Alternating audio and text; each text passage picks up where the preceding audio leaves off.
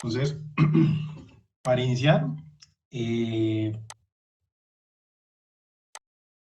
tenemos que hablar netamente de la normatividad. Entonces, la norma que rige o especifica todas las características esenciales, específicas de cada uno de los interruptores de baja tensión, es la IS 6947-2, que es la que nos da todas las categorías de uso, configuración, las recomendaciones de diseño y en cada uno de sus apartes, como lo menciono. Entonces, en la parte de normatividad tenemos la 6947-1, donde están básicamente lo que son reglas generales para todos los aparatos eléctricos de protección, y donde están todos los interruptores termomagnéticos, todo lo que vamos a ver el día de hoy en la 6947-2.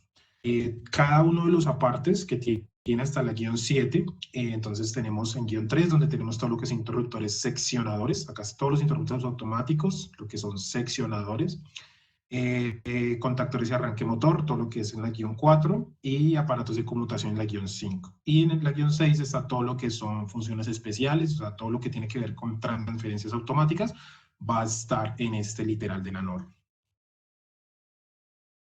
Entonces, la normatividad básicamente en cuanto a las categorías de uso, en cuanto a los grados de utilización de los interruptores de caja de baja tensión, define básicamente 3 niveles: un nivel A, un nivel B y un nivel C, que básicamente va orientado a las capacidades de corriente que utilizan los breakers. Entonces, tenemos un primer nivel, que es el nivel A, donde tenemos interruptores de 1600 hasta 6300 amperios en todo lo que tiene que ver con interruptores de bastidor abierto, ¿sí? Tenemos un nivel B, donde encontramos desde 125 generalmente hasta los 1600 amperios, todo lo que tiene que ver con interruptores de caja moldeada, ya sean fijos, sean regulables, con unidades termomagnéticas, electrónicas, magnéticas. Y en un nivel C, que es un nivel primario, todo lo que es distribución final, vamos a encontrar protecciones con soluciones en mini breakers, con protecciones termomagnéticas desde 0.5 hasta los 125 amperios. Entonces, esto es básicamente el panorama general de utilización. Lo que nosotros estamos viendo en pantalla es básicamente un diagrama unifilar típico de lo que podemos nosotros llegar a utilizar, y es básicamente, en esencia, lo que nosotros vamos a ver al final del webinar, es ver cómo todas las curvas de protección orientadas a coordinarlas, vamos a poder hacerlo desde el interruptor principal hasta aguas abajo, hasta nuestra parte de distribución final, con cada una de las líneas de producto. Para eso vamos a verlo básicamente en un software en línea, pero pues básicamente tenemos que repasar todos los conceptos básicos y orientarnos a 3 pilares importantes de coordinación de protecciones que vamos a ver más adelante. Entonces, vamos a entrar en todo lo que tiene que ver con las curvas. Todo lo que va orientado a coordinación de protecciones está orientado a todas las curvas de protección. Entonces, esas curvas de protección básicamente tienen 3 zonas de trabajo. Esas zonas de trabajo es básicamente los defectos eléctricos que podemos nosotros llegar a encontrar, y vamos a encontrar básicamente 3. Una zona de sobrecarga, una zona mixta y una zona de cortocircuito. Entonces, esas 3 zonas las vamos a detallar un poco en cada uno de los apartes de la curva, para ver cuáles son las partes que podemos nosotros regular, en dónde están presentes y cómo podemos nosotros implementarlas en la parte de coordinación. Entonces, vamos a ver un tema muy sencillo, un pequeño repaso de todo lo que tiene que ver con esos conceptos básicos que tenemos que tener en cuenta a la hora de regular, seleccionar, especificar y tener en cuenta para poder hacer una correcta coordinación de protecciones en todo lo que tiene que ver con interruptores fijos o regulables en cada una de sus zonas, sobrecarga y cortocircuito. Entonces, esta es la curva, una curva típica. Lo que tenemos que recordar acá esto es una curva de protección, esta que estamos viendo en color azul, y esto es una curva tiempo corriente, inversa. Entonces, esta zona de sobrecarga y esta zona de cortocircuito siempre va a tener en esta parte una curva. Esta es la curva que tiene cualquier interruptor automático, desde mini breaker hasta los interruptores de potencia. Entonces, esas curvas de disparo que he orientado, ¿por qué se llaman así? Entonces, esto quiere decir, si siguen mi cursor, cualquier valor de corriente en función del tiempo que me toque la curva, es decir, si yo estoy en valores de corriente nominal, que esto es lo que generalmente debería estar pasando, pues no se va a generar un disparo en el break. Si la corriente aumenta en esta zona de sobrecarga, hasta 10 veces generalmente, esa corriente nominal, va a generar un disparo. Si ustedes se dan cuenta, a mayor corriente va a generar un disparo en menor tiempo. Entonces acá arrancamos para el ejemplo, 10.000 segundos, y a medida que va aumentando la corriente, el disparo se va a generar en un tiempo muchísimo menor.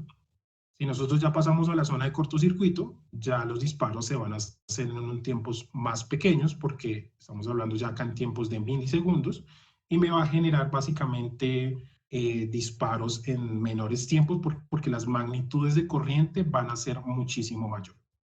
Entonces, para entender esto un poco más y cómo lo aterrizamos a la práctica en todos los interruptores de potencia, de caja moldeada y de tipo mini breaker, vamos a ver un repaso muy rápido de todos los conceptos que tenemos que tener muy claros, muy presentes para poder aplicarlos en la parte de coordinación de protecciones.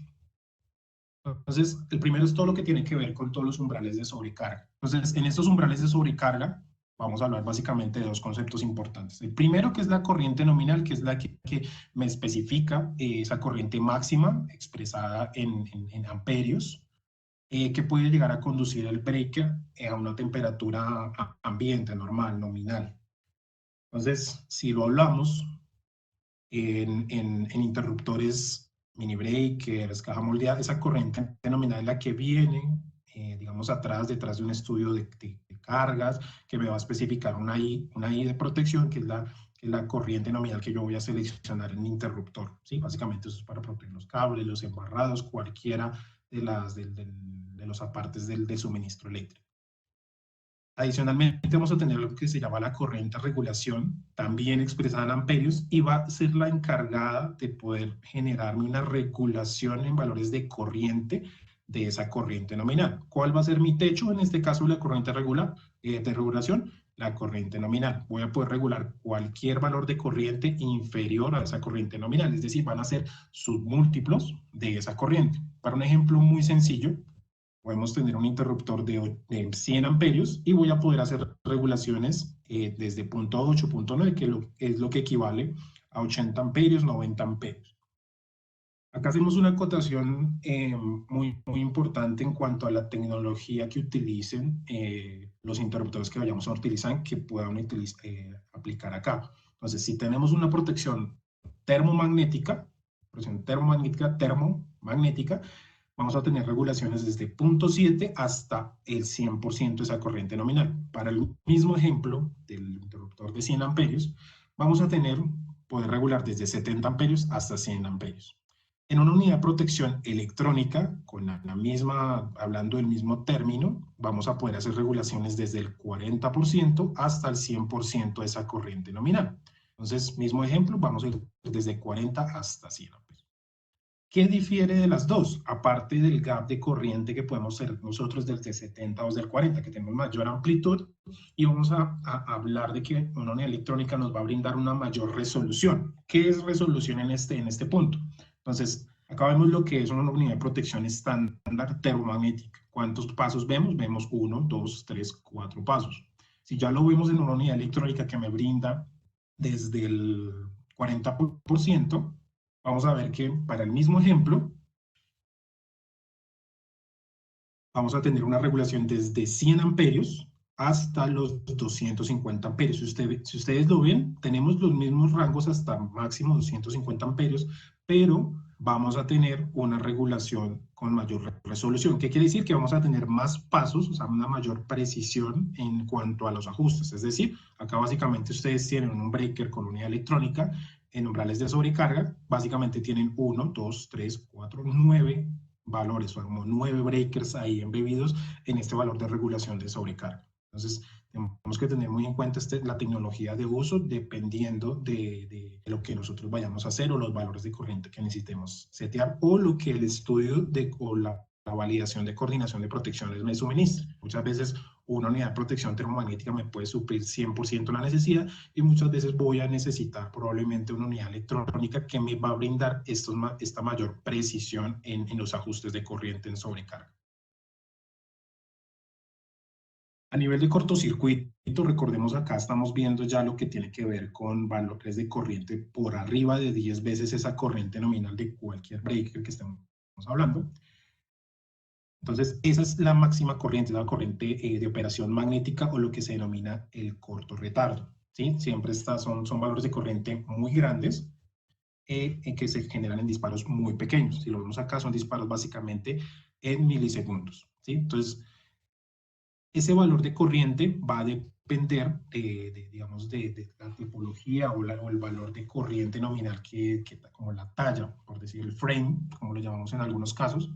Entonces, por ejemplo, para un interruptor de 800 amperios, podemos tener una IM, una corriente de magnetización de 12 veces esa corriente nominal, o en muchos casos cuando ya es electrónico, una ISD de 10 veces esa corriente de regulación. O sea, va a depender de la corriente de regulación, que era el valor que veíamos anteriormente para la parte de largo retardo. Ya estamos hablando en lo que es corto retardo. ¿Sí? Es básicamente, llevémoslo a términos de tiempo. Entonces, ¿cómo lo vemos en las unidades de protección? Una protección electromagnética lo vemos de esta manera, el mismo ejemplo en interruptor de 250 amperios. Vamos a ver que acá va a estar la IM, que es la corriente de operación magnética, y vamos a ver que va a estar hasta 10 veces, miremos acá, mira, 2500 amperios y 1250 amperios. Va a poder hacer regulación también de los umbrales de cortocircuito, una zona de operación magnética. ¿Cómo lo vemos en las unidades electrónicas? Básicamente lo vamos a ver de esta manera, como ISD, y vamos a poder ver que lo vamos a poder regular también en magnitud. Miramos, esto es para unidades electrónicas, y ISD y TMD, en las unidades TMD va a ser IM. Y en estos casos va a ser en función de la IR. ¿Vale?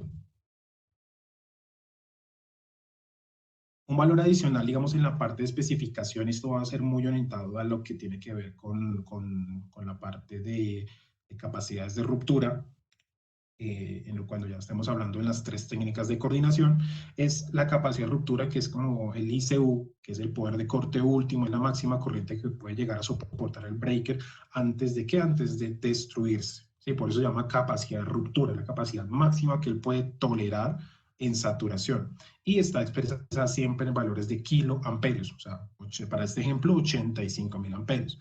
Ustedes lo ven acá en cualquier valor. Esos valores son a 220, ustedes lo pueden ver en la especificación de cualquier breaker. A medida que va aumentando la tensión, la corriente de ruptura va disminuyendo, ¿sí? Son inversamente proporcionales. ¿Dónde vemos o dónde identificamos esta información en los breakers? En la parte frontal. Ya lo vamos a ver. Pero acá lo que quiero acotar es que el valor realmente importante, el que nos brinda el valor de robustez en los breakers, es básicamente el ICS, que es el valor comparativo de robustez, que siempre está expresado bajo la norma en valores de porcentaje en escalones de 25%. Entonces vamos a encontrar un ICS en función del ICU del 25, 50, 75 o 100%. Esa información la encontramos siempre consignadas en la parte frontal de los breakers. Para el ejemplo que les muestro acá, tenemos un Compact NISX, donde vemos toda la información técnica de especificación. Vamos, las tensiones de impulso, las tensiones de uso, las tensiones de aislamiento, y vamos a ver acá las tensiones que podemos nosotros manejar y qué capacidad de ruptura me puede brindar en cada una de las tensiones. ¿Listo? Un último concepto enfocado netamente a lo que tiene que ver con la resistencia a cortocircuitos, y este sí es un valor netamente de los interruptores de potencia, es decir, interruptores, recordemos la zona A, donde están interruptores de 1600 para arriba, 800, dependiendo de la tecnología de uso, hablando de interruptores de bastidor abierto, es el ICW. Entonces, SW es esa corriente alternada de corta duración que está solo presente en interruptores de categoría B y es básicamente, si ustedes lo ven acá, como lo veíamos en la curva anterior, esto es un retardo básicamente a desconexión. Entonces, esa máxima capacidad de corriente que puede llegar a tolerar hasta en un segundo, ¿sí? Entonces, esto en un segundo en esta capacidad de ruptura es mucho, pero es básicamente porque esos interruptores, si ustedes lo recuerdan, son interruptores muy robustos. Básicamente es porque implementan este tipo de tecnología en la apertura del arco y en toda su capacidad constructiva para poder limitar esa, digamos, soportar, más que limitar es soportar esa capacidad de cortocircuito. ¿Listo? Entonces, ¿qué tenemos que recordar acá de manera muy sencilla, repasando lo que ya vimos? Vamos a tener dos tipos de curvas de disparo dependiendo de la tecnología de uso.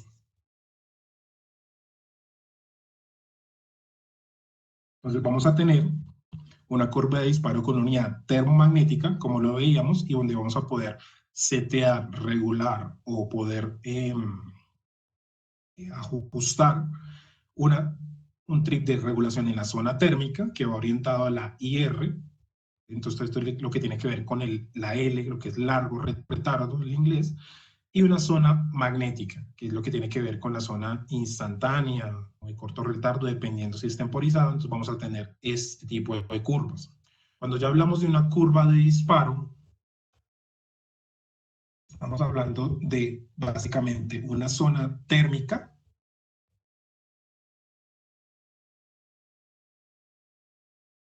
una zona de largo retardo, ustedes lo ven acá, era lo que veíamos en cuanto a la temporización, a medida que va aumentando la corriente, el disparo va a ser en menor tiempo. Una zona magnética es básicamente lo que tiene que ver con disparos instantáneos y todo lo que tiene que ver con el corto retardo. ¿Listo? Y adicional, ustedes pueden encontrar en los catálogos información de interruptores cuando ya implementan una protección más allá de lo que tiene que ver con regulación en sobrecarga y cortocircuito, es los defectos de falla tierra o aislamiento. Entonces, acá vamos a tener una curva sobrepuesta generalmente, ustedes lo encuentran en la documentación técnica, donde van a ustedes encontrar los valores de corriente para lo que tiene que ver con falla a tierra. Entonces vamos a ver acá las 4 siglas que tenemos que nosotros que tener en cuenta en cuanto a las zonas de trabajo de las curvas de protección. Entonces vamos a tener todo lo que tiene que ver con el largo retardo en esta zona, el corto retardo y la parte instantánea. Y adicional, todo lo que tiene que ver con los defectos de falla a tierra. ¿Listo? Pues eso es lo que tenemos que recordar muy bien. Entonces, las zonas de trabajo, una zona térmica que va orientada a la zona de sobrecarga, una zona magnética que va orientada a la zona de cortocircuito. De manera muy sencilla. Entonces, acá en cuanto a las unidades de protección, esto es lo que generalmente podemos encontrar, ya sea en base instalada o en lo que va orientado a todo lo que tiene que ver con coordinación de protecciones. Entonces, generalmente un estudio de coordinación de protecciones, una verificación de coordinación de protecciones, lo que me proporciona es todo lo que tiene que ver con la continuidad del servicio orientada a poder regular y setear cualquiera de estos valores, adicional al cortocircuito, que yo voy a poder tener. Entonces, en unidades termomagnéticas, esto va hasta los breakers de 630 amperios, vamos a poder ver lo que veíamos ahorita. Interruptores con unidad térmica y magnética, es una protección para distribución y todo lo que tenemos protecciones para protección motor, que se suprime la corriente de regulación porque no vamos a tener sobrecarga y vamos a tener netamente protección magnética instantánea, pero estos son protecciones orientadas más que distribución, es para protección motor. Esto es básicamente una contextualización de lo que podemos nosotros llegar a encontrar, utilizar o implementar en cualquier sistema. En cuanto a unidades electrónicas, también en breakers de 100 a 630 amperios, vamos a encontrar, veamos acá, los 9 pasos que les mencionaba, los umbrales de ready, que básicamente es un semáforo de sobrecarga que podemos nosotros llegar a tener, y esto es lo que nosotros encontramos ya sea en breakers mayores a 630 amperios hasta el de 6300, los settings de corriente que podemos nosotros llegar a encontrar para el caso de una unidad electrónica con protección a falla tierra. Entonces veamos que acá tenemos toda la terminología que nosotros vimos y van a ser valores que podemos nosotros regular. Entonces en una curva de protección, me vuelvo acá un poco, nosotros vamos a poder regular las curvas en cuanto a magnitud de corriente y vamos a poder generar desplazamiento en tiempo de las mismas. Entonces eso me va a ayudar a poder garantizar que en ningún momento las curvas se me vayan a traslapar, que es parte de los términos que vamos a ver ya cuando nos enfoquemos en un momento en la parte de selectividad y cada una de sus categorías. Entonces, veamos acá que vamos a poder regular los valores de corriente en magnitud y en tiempo, tanto para largo retardo, long time, corto retardo y los valores instantáneos. Entonces acá vemos todo lo que veíamos en la curva. L, S y la parte G, que es la parte ground fault, que es todo lo que tiene que ver con la protección de falla a tierra. ¿Listo? Entonces, vamos a hablar acá después de este breve repaso, esta breve apertura de todo lo que tiene que ver con las protecciones, corrientes, temporización, todos los conceptos que tenemos que tener muy claros para hablar ya de coordinación de protecciones. ¿Listo? Entonces, ¿de dónde nace el tema de la coordinación de protecciones? Entonces, básicamente es porque en cualquier segmento, en cualquier instalación, ya sea construcción, oil and gas, un aeropuerto, hospitales, vamos a tener que garantizar que el fluido eléctrico siempre esté presente porque vamos a tener siempre procesos críticos, ¿sí? Procesos donde tenemos que garantizar el fluido eléctrico para, ya sean procesos, no sé, salas de cirugía, líneas de producción de plástico, bombas de extracción para el caso de petróleos. Entonces, eso es uno de los muchos ejemplos que nosotros tenemos y en donde podemos nosotros aplicar o tener en cuenta esto. Entonces, es básicamente enfocado a que tenemos que tener disponibilidad de la energía eléctrica en todo momento.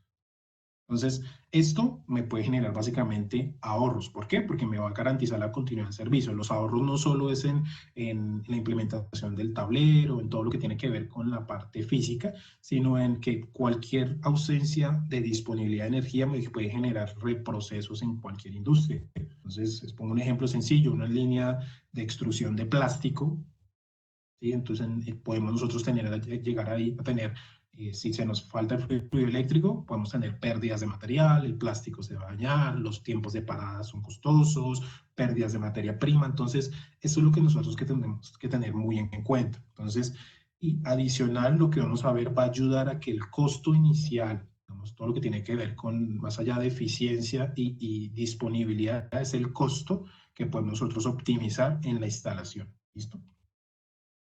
Entonces, la coordinación de protecciones básicamente está orientada a tres pilares importantes. Entonces, aquí tenemos tres técnicas de coordinación. Vamos a ir desde la más sencilla, digamos desde el primer nivel hasta el tercer nivel, que básicamente son tres. ¿Listo? Entonces, en general, ¿qué es la coordinación de protecciones de acuerdo a la norma? Entonces, la norma básicamente se refiere es cuando tenemos dos interruptores en serie, básicamente, y va en función a cómo se comportan ellos dos, un interruptor A, un interruptor B, entonces va orientado a cómo los coordino, o sea, cómo los coordino para que funcionen de manera correcta y secuencial. Es básicamente va orientado a esto, lo que tiene que ver la coordinación de protecciones de acuerdo a la norma, ¿sí? Entonces, vamos a hablar acá o mencionar las tres técnicas que vamos a verificar. Entonces, la primera es selectividad. Entonces, selectividad básicamente orientada a lo que tiene que ver con garantizar la continuidad en el servicio. ¿Sí? Ya vamos a ver cuáles son sus apartes y cuáles son las cosas que nosotros tenemos que tener en cuenta. La limitación básicamente va orientada a reducir esfuerzos y esto va como más a la tecnología que utilizan los breakers en cuanto a su diseño constructivo, también lo vamos a profundizar.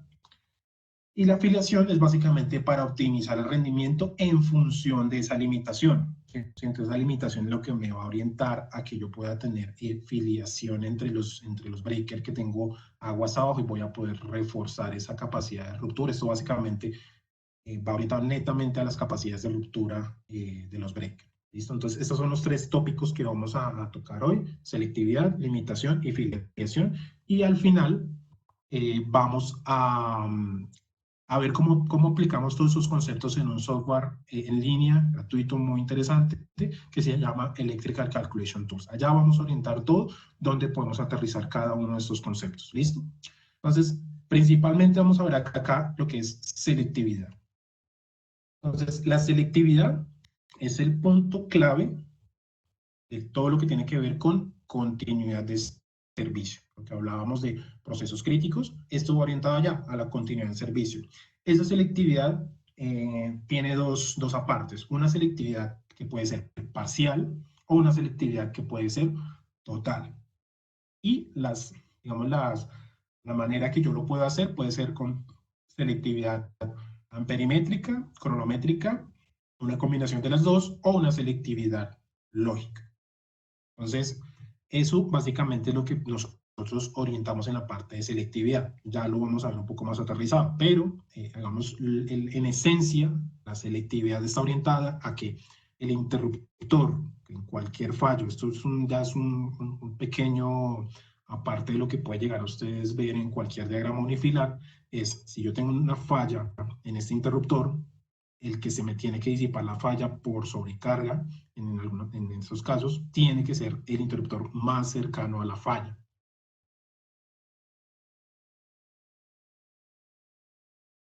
Entonces, para aterrizar un poco lo que tiene que ver con selectividad total y parcial, tenemos este ejemplo muy sencillo con 2 interruptores y unos motoventiladores. Entonces, cuando nosotros tenemos selectividad total, recordemos las curvas de disparo. Tenemos una zona de sobrecarga, una zona por retardo y una zona instantánea, ¿sí? Entonces, si ustedes lo ven acá, recordemos el punto acá corriente. Si yo tengo un punto de sobrecarga, entonces tenemos acá la corriente nominal, está funcionando de manera normal, hubo algún problema, el motor, no sé, se frenó o cualquier cosa, me va a generar que la corriente se aumente súbitamente y me genere un disparo dependiendo del origen de la falla en un menor tiempo, o si ya es un fallo de cortocircuito, o sea, un cortocircuito franco, no sé, un toque entre fases o cualquier origen de este origen, me va a generar un disparo en este breaker. Si ustedes lo ven, cualquier valor de corriente que está en esta zona me va a generar un disparo en el breaker número 2. Entonces, si yo lo tengo en la corriente en este punto, o en este punto, o en este punto, veamos que ni en ningún momento está tocando la curva del breaker número 1, que es el que vamos a encontrar aguas arriba. Entonces, hasta la capacidad de cortocircuito, o sea, es decir, hasta esta zona energética, tenemos una zona amperimétrica, cronométrica, y una zona energética, digamos energía, porque acá si ustedes recuerdan, el ICU es en valores de corriente muy, muy grande, kiloamperios. Entonces, cuando nosotros garantizamos la coordinación como hasta la colita final del breaker en cuanto a capacidades de ruptura, decimos que tenemos selectividad total. Otro concepto que también se puede aplicar a un símil es que en ningún punto, o sea, cuando en ningún punto de la curva se nos traslapa, garantizamos selectividad total. ¿Listo? Entonces, con este ejemplo sencillo, es como nosotros entendemos lo que tiene que ver con selectividad total o parcial. ¿Qué pasa si nosotros tenemos selectividad parcial? El ejemplo que tenemos a la derecha. Tenemos los interruptores 1 y 2 y vamos a tener acá una zona de sobrecarga muy bien seteada, una zona de corto retardo muy bien setada, pero vamos a tener un problema, o no un problema, un límite básicamente de selectividad. No veamos este tipo de cosas como un problema, va a depender del proceso, va a depender del sistema, ¿sí? Pero selectividad parcial, lo que tenemos que entender es que va a haber un punto en la parte de las curvas de disparo, dependiendo de las magnitudes de corriente o la tipología de los equipos que estemos usando, donde se nos puede llegar a cruzar, ¿sí? Entonces, el estudio de coordinación de protecciones, dependiendo hasta qué nivel se exija, dependiendo del proyecto, pues vamos a poder garantizar selectividad total o parcial. Entonces, cuando es parcial, ¿qué quiere decir? Que algún punto de la curva, puede ser acá o acá en la parte instantánea, se nos van a cruzar. Entonces, ese cruce de curvas es donde se traslapan, es donde se define la selectividad parcial. ¿Tenemos selectividad hasta dónde? Hasta ese punto, ¿sí? Ya en valores superiores o en ese punto específico, ya digamos, se pierde esa selectividad total. ¿Listo? Entonces la idea es garantizar una selectividad total, pero hay muchos procesos que pueden funcionar con selectividad parcial, porque acá ya estamos hablando netamente de corrientes muy grandes, dependiendo del proceso. ¿Listo? Entonces, esto es lo que quería dejar muy claro en cuanto a lo que tiene que ver con selectividad total y parcial. Entonces, un ejemplo más sencillo, entonces lo que estábamos viendo, un interruptor más cercano a la falla, esto es lo que generalmente ocurre en cualquier sistema, es que tenemos un fallo acá y el cortocircuito pues básicamente va a subir ¿hacia dónde? Hacia el transformador. Entonces, la capacidad que tienen esos interruptores, o lo que hagamos de manera correcta, es seleccionar los equipos correctos y aplicando los conceptos que estamos viendo el día de hoy, lo que me va a hacer es garantizar que pase esto, el interruptor más cercano a la falla se nos dispare y no se nos propague un cortocircuito aguas arriba. ¿Listo? Igual vamos a tener interruptores muy robustos con alta limitación, que es el siguiente concepto que vamos a ver. Entonces vamos a ver los tipos de selectividad. Ya vimos que teníamos dos apartes. Podemos tener selectividad total o parcial. Y vamos a tener tres tipos de selectividad. La primera es la selectividad amperimétrica, que es básicamente lo que va orientado a todo lo que tiene que ver con largo retardo. Ustedes lo ven acá, entre dos interruptores en serie, es decir, de 1 y de 2. Y esa selectividad amperimétrica va orientado netamente al umbral de sobrecarga. Recordemos esta parte, sobrecarga, y que tenemos unos trips de regulación, como unos potenciómetros en la parte frontal, son los que me van a permitir regular esa corriente y garantizar que no se nos toquen en esta zona, vamos en la zona perimétrica, garantizar esta zona, que se nos vayan a tocar. Entonces, mismo ejemplo, tenemos corriente nominal y no se nos va a generar ningún disparo. Si la corriente aumenta, el que se nos va a disparar es un interruptor de 2, que es el que vemos acá, para un caso de un fallo en sobrecarga. Ahí es donde estamos hablando en una zona de selectividad amperimétrica. La selectividad cronométrica, como su nombre de cronos, de tiempo, está orientada a eso, a que yo puedo llegar a generar retardos, es decir, yo voy a poder generar un delta de tiempo en cada una de estas curvas, dependiendo de la tecnología de uso. Por eso al principio acotaba mucho el tema de qué tipo de unidades de protección nosotros tenemos y cuáles de ellas me permiten poder manipular no solo en magnitud, sino en tiempo estas curvas de disparo. Entonces eso va a depender de cuando yo ya haga el análisis completo de mi sistema, si necesito o no, o que necesite implementar. ¿Listo? Pero en esencia se obtiene esa selectividad cronométrica con el escalonamiento. Entonces ustedes lo ven acá, anterior, acá no tenemos escalonamiento, acá, si ustedes lo recuerdan, acá tenemos un límite de selectividad, y acá podemos garantizar una mayor, digamos, continuidad en el servicio. ¿Por qué? Porque vamos a poder acá generar una amplitud, un delta de tiempo entre las curvas de disparo. ¿Listo? Y poder llegar a temporizarlas, por decirlo de alguna manera. Entonces va a poder generar esos retardos en estas dos zonas, ya sea en corto retardo o en instantáneo. Una tercera selectividad, y esta es una de las selectividades digamos, más costosas de implementar por, digamos, la tecnología de uso, los relés que se tienen que utilizar, que es básicamente una selectividad lógica, que va orientada básicamente a los módulos, digamos, de interconexión entre ellos. Son temas adicionales que solo se pueden implementar digamos, en equipos con relés electrónicos de la gama Compact o Masterpack. Entonces, básicamente, ¿cómo funciona ese sistema de zona de selectividad lógica? Entonces, básicamente, cada uno de los breakers, lo que estamos viendo acá, de 1, de 2, la terminología que estamos utilizando, tiene un módulo de los que le estamos mencionando, ZSI.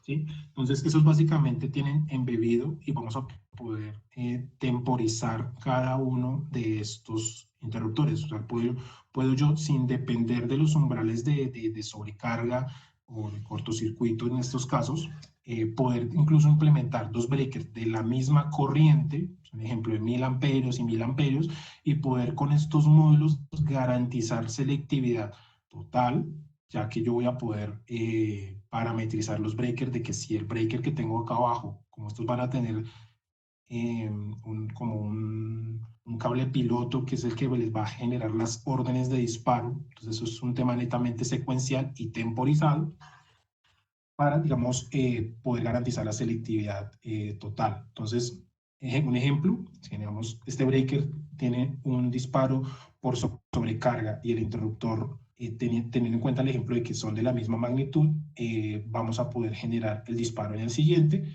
y así sucesivamente. Es un tema netamente, digamos, escalonado, un efecto dominó en este caso.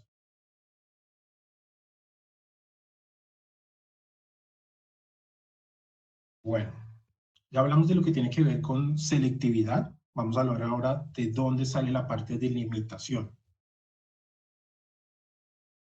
Entonces, la limitación básicamente está diseñado en la capacidad que tienen los breakers. Acá estamos hablando de los breakers de caja moldeada, que son por su tecnología, digamos, constructiva de uso, que ya vamos a ver, es en atenuar, en disminuir, en disipar de manera más acorde, o sea, limitarla. Es decir, mira, nosotros tenemos,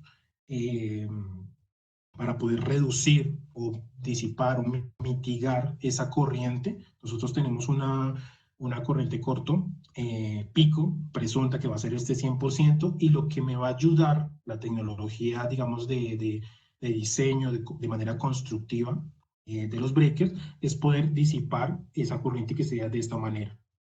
Entonces nosotros tenemos esto que es lo teórico, lo presunto en el sistema, y nosotros con estos breakers vamos a poder limitar. Si lo vemos acá, esa capacidad de corto es básicamente liberación de energía que nosotros podemos llegar a tener en estos picos, y nosotros lo que vamos es a limitarla en estos puntos. ¿Cómo se hace eso? Básicamente, tecnológicamente, ¿cómo se hace? En los breakers de caja moldeada acá van a pasar varias cosas.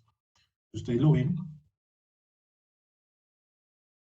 Me vuelvo acá.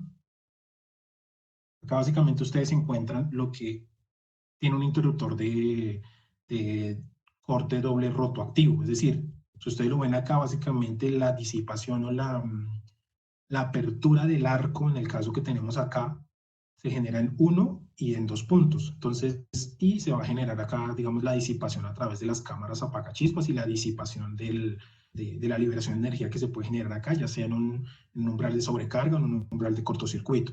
Entonces, ¿esto qué pasa acá? Mira, se va a generar una apertura, digamos, en 2 puntos, se va a disipar, lo va a hacer de manera muy rápida y me va a poder limitar esta capacidad de lo que estamos viendo acá, es, digamos, la esencia, la limitación de cortocircuitos que tienen los breakers.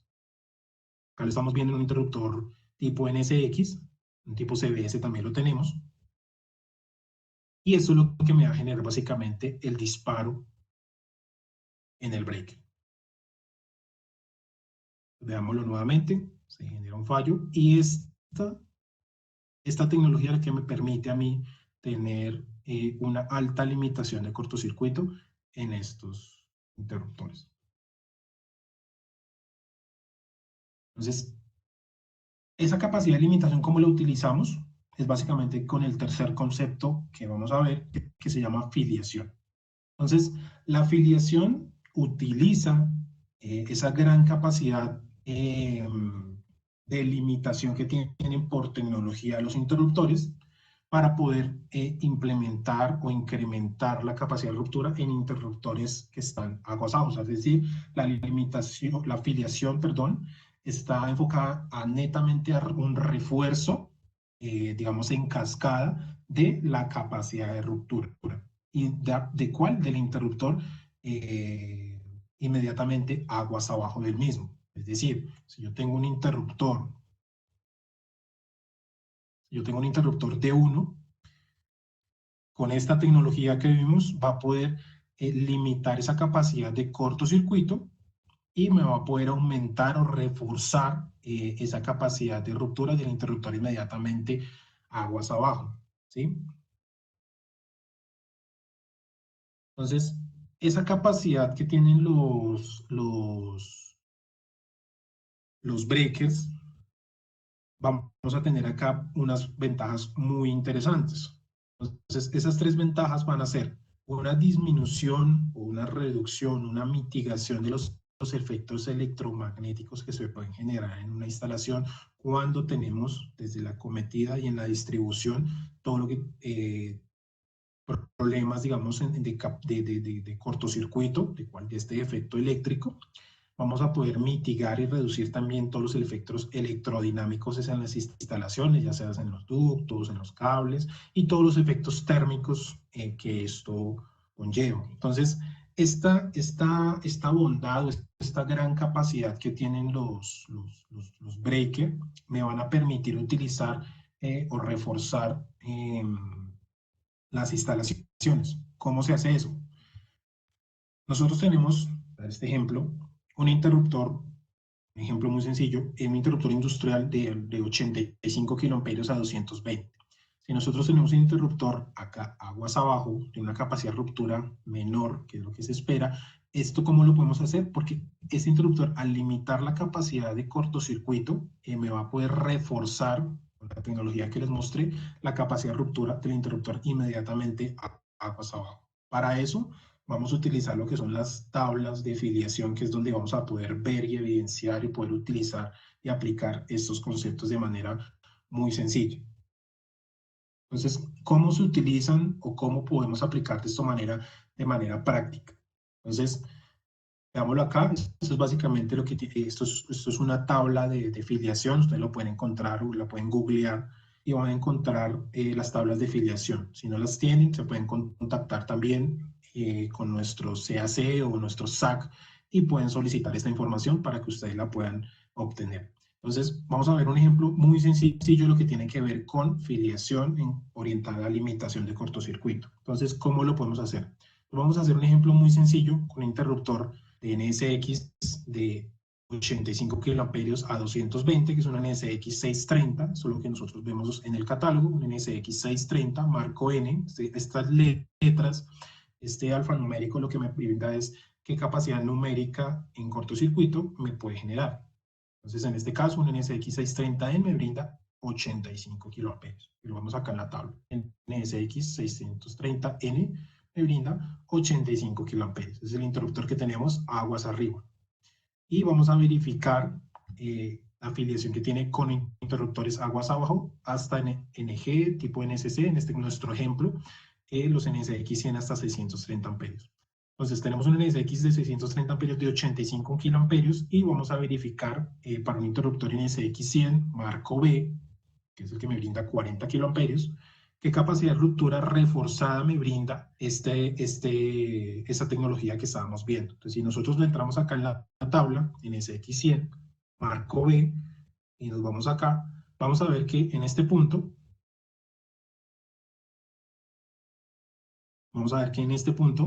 la capacidad de ruptura reforzada de un NSX que es de 40 kiloamperios va a estar reforzada a los 85 kiloamperios. ¿Quién se lo garantiza? El interruptor que está inmediatamente aguas arriba.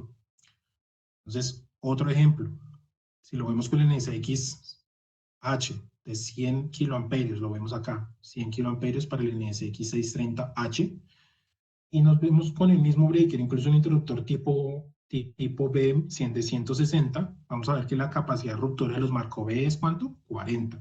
Pero vamos a ver que este interruptor me va a poder aumentar esa capacidad de limitación de la refuerza, no aumenta la refuerza con interruptor de aguas abajo, me va a garantizar 90 kiloamperios en este breaker de 160 amperios. Marco B. Entonces, a esto orientado lo que tiene que ver con filiación. Entonces, recordemos las tres cosas: selectividad, limitación, que es básicamente la tecnología de diseño o de uso o de fabricación de los breakers cada moldean, en este caso Compaq NSX, EasyPack ZC e EasyPack CBS. Y la filiación utiliza esa gran capacidad de limitación de cortocircuito para poder implementar interruptores de una capacidad de ruptura constructiva menor, aguas abajo, pero garantizando la capacidad de cortocircuito en el sistema y en el barraje. Entonces, esto en términos sencillos, básicamente me va a aumentar digamos, el rendimiento en el diseño de las instalaciones. ¿Por qué? Porque un breaker generalmente de una capacidad de ruptura de 40 kiloamperios, en costo no va a valer lo mismo que un interruptor de 100 kiloamperios. Entonces, esto en esencia, en un diseño típico, pues nos puede ahorrar solo en costo de equipos un 30% aplicando estas técnicas de coordinación. ¿Listo? Entonces, para que lo tengamos muy presente, esto a nivel de equipo nos puede llegar a orientar o aumentar el rendimiento y el costo de las instalaciones de una manera muy eficiente y garantizando con selectividad la continuidad en el servicio. Entonces, complementando todos los conceptos que vimos el día de hoy, vamos a hacer unos ejemplos muy sencillos de cómo utilizar todo esto que vimos en una herramienta muy potente en línea que nosotros tenemos que se llama Electrical Calculation Tools. Entonces, ustedes pueden googlear esta palabra o cuando les compartamos la presentación, el link va a estar acá presente, pero es algo muy sencillo. Ustedes pueden googlear esta Electrical Calculation Tools y en el primer link les va a salir. Vamos a hacer el ejercicio, ¿listo? Donde vamos a poder ver en ejemplos muy sencillos, poder coordinar o poder hacer una verificación rápida, incluso generar reportes de los mismos en sistemas de hasta 8 interruptores. ¿Listo? Entonces vamos a poder ver básicamente lo que estamos viendo acá en pantalla, breakers desde interruptores de bastidor abierto, de caja moldeada de 800 amperios y breakers tipo caja moldeada en SX, poderlos verificar y verificar hasta qué interruptores yo tengo selectividad total o qué límites de selectividad yo tengo para este ejemplo. Entonces, pasemos de la presentación, vamos a pasar a la página web. Entonces, estamos acá en Electrical Calculation Tools. ¿No? Ustedes lo pueden googlear de esta manera. Entran a la página de Schneider. Y acá en la parte inferior le va a decir click here, o sea, clic acá para acceder a la página. Y es donde yo ya estaba acá ubicado. Entonces me va a redireccionar a la página donde vamos a tener esto. Entonces vamos a cerrar acá. ¿Qué tenemos acá en esta página? Entonces, sí, dependiendo de cómo lo abran por primera vez, si se les aparece en otro idioma o les aparece en inglés, en la parte superior van a poder ustedes ingresar cada uno de los idiomas disponibles. Mi recomendación acá es seleccionemos no por zona, sino seleccionemos por internacional y ingresamos al internacional en español. ¿Qué tenemos nosotros acá? Pues vamos a tener o poder verificar las curvas de disparo de 1 o hasta 8 breakers, poder comprobar la selectividad de los mismos. Acá si las muestro no puedo hacer verificaciones, mi recomendación es que entremos acá en comprobar selectividad directamente o buscar selectividad dentro de un breaker. Esta opción se utiliza mucho cuando tenemos ya base instalada y necesitamos verificar con qué breaker nosotros podemos garantizar selectividad con interruptores aguas abajo o aguas arriba. Va a depender de la funcionalidad. Entonces vamos a hacer un ejemplo muy sencillo para aplicar los conceptos que vimos al día de hoy. Entonces vamos a darle clic en comprobar selectividad. ¿Qué encontramos nosotros acá? Acá nos pregunta ocultar productos obsoletos, le decimos que sí. Vamos a ingresar la tensión de fase que tenemos nosotros para nuestro ejercicio. Vamos a hacer un ejercicio a 220. Seleccionamos el tipo de norma, vamos a utilizarlo para una norma industrial y vamos entonces a hacer lo siguiente. Entonces vamos a ingresar un breaker, por ejemplo, inicial, un NSX de 250 amperios. El calibre acá básicamente nos va a seleccionar la corriente, los polos, básicamente los ejercicios acá dependiendo del sistema que nosotros tengamos. Entonces acá vamos a hablar de algo adicional. La nomenclatura que se maneja en los breakers va a ser la siguiente. Vamos a tener las primeras dos, me va a decir el diseño constructivo que tienen. En este caso, 3 polos es la capacidad constructiva. Y la siguiente me va a decir a mí cuántos de ellos están protegidos. Entonces, en este ejemplo, 2 polos, 2 protegidos, 3 polos, 3 protegidos. Esto es lo que generalmente, incluso el 100% de los breakers que ustedes encuentran en las listas de precio, las referencias más comerciales, son de 3 polos para, digamos, para instalaciones trifásicas. 4P3D es cuando tenemos 4 polos, 3 protegidos, o sea, es decir, el neutro en este caso se secciona pero no se protege, y el 4P4D sí tiene protección. Entonces, para nuestro ejemplo vamos a utilizar breakers siempre de 3 polos, 3 protegidos. Entonces vamos a ingresar acá. Acá en la curva de protección que vamos a utilizar, vamos a tener todas las opciones dependiendo. Recordemos que Micrologic me va a brindar una mayor resolución en cuanto a sobrecarga, es un relé electrónico. Y dependiendo de la nomenclatura, 2, 5, 6, vamos a tener corto retardo instantáneo, corto retardo instantáneo y falla tierra para el Micrologic 6. Vamos a hacer un ejemplo muy sencillo para protecciones termomagnéticas de distribución. Entonces, este breaker de 250 amperios, vamos a tener que poderlo derratear en sus unidades de protección. Entonces, yo voy a tener un breaker con 250 amperios, y voy a poder setearlo, no sé, a 200 amperios, 160, hasta 100 amperios. Vamos a utilizarlo en saturación en 250 amperios. Entonces vamos a agregar una curva adicional. Veamos que nos va a agregar una curva de un color diferente. Entonces es para que cuando ya estemos en la parte de visualización podamos diferenciarlos y verificar. Entonces, ¿qué interruptor podría yo tener aguas abajo de un breaker termomagnético? Podría yo tener un interruptor Actinide,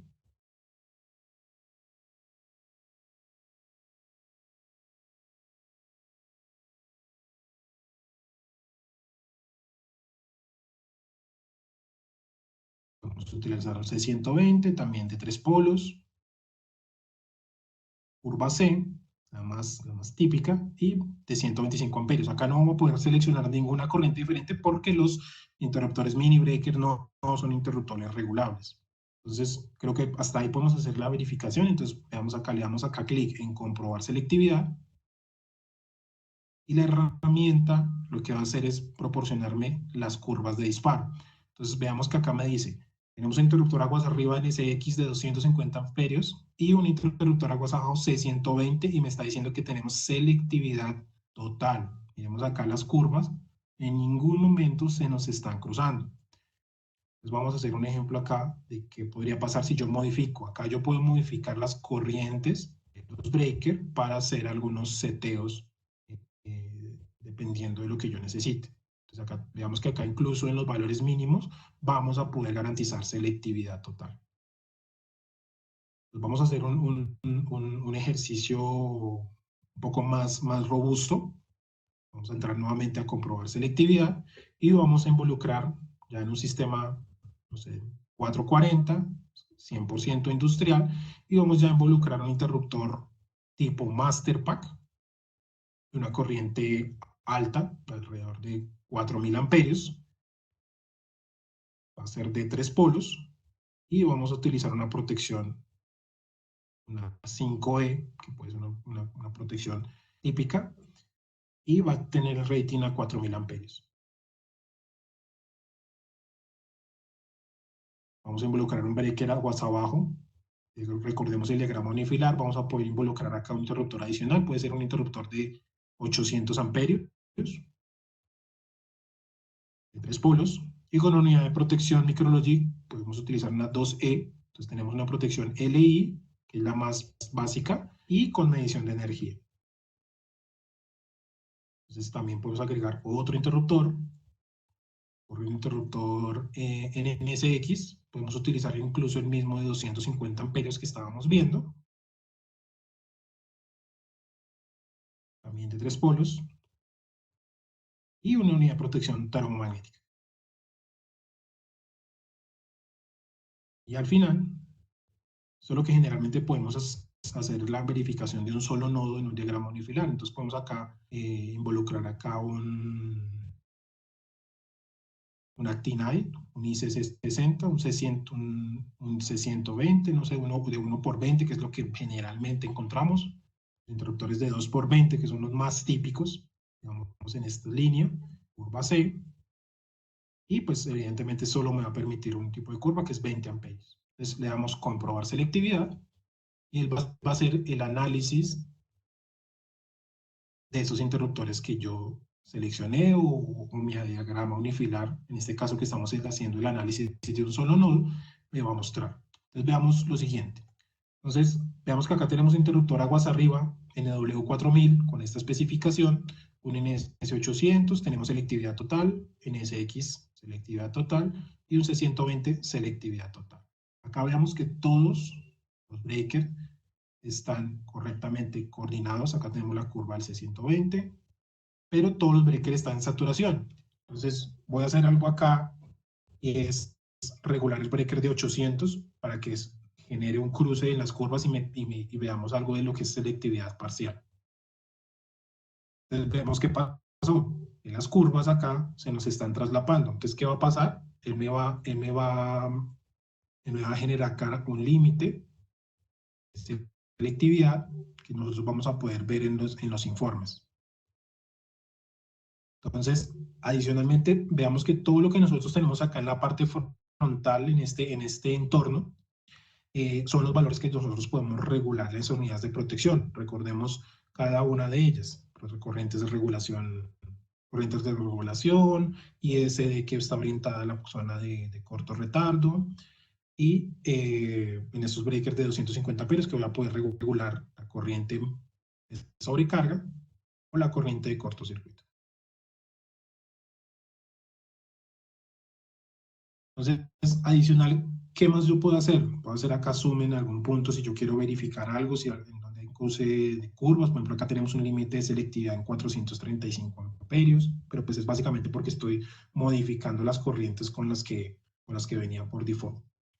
Entonces, ¿qué puedo hacer adicionalmente en esta aplicación? Poder imprimir los informes de selectividad. Entonces acá yo voy a poder, básicamente son casillas que yo tengo que rellenar con el nombre de la empresa, el nombre del proyecto. Entonces en este caso vamos a poner un proyecto ABC.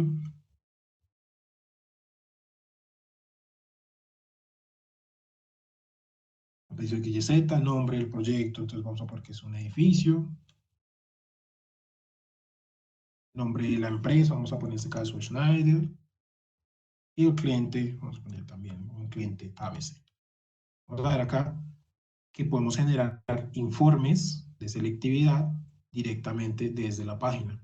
Entonces le damos acá qué tipo de documento quiero, si quiero un doc, un PDF, si quiero modificarle o agregar algo más, él me va a generar un PDF con esta información y me va a imprimir esto, mira, ABC, XYZ, la información que nosotros llenemos en esta parte es la que nos va a arrojar en el informe. Entonces el nombre, apellido, la empresa y el cliente. Entonces me va a mostrar un reporte donde me va a decir y me va a mostrar las curvas de protección y me va a decir si tenemos o no selectividad total con los parámetros iniciales del break. Entonces veamos acá, me dice con qué valores de corriente deben estar seteados y estos son los que tenemos que nosotros garantizar en el caso de los breakers regulables para poder garantizar la continuidad del servicio. Entonces esto es un tema adicional que tiene esta herramienta. Otro tema adicional que tenemos en esta herramienta es, vamos a buscar filiación. Es otra de las opciones que tenemos, en buscar selectividad, buscar filiación. Entonces busquemos selectividad, que básicamente lo que nos va a preguntar si el interruptor, la búsqueda que queremos hacer es con el interruptor aguas arriba o aguas abajo. Vamos a involucrar un breaker en SX para hacer un ejercicio muy rápido.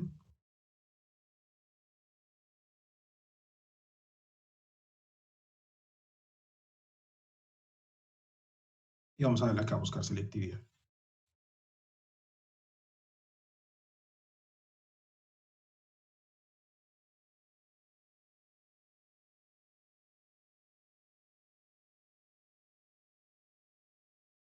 Tengo problemas con mi internet porque no me está cargando la página.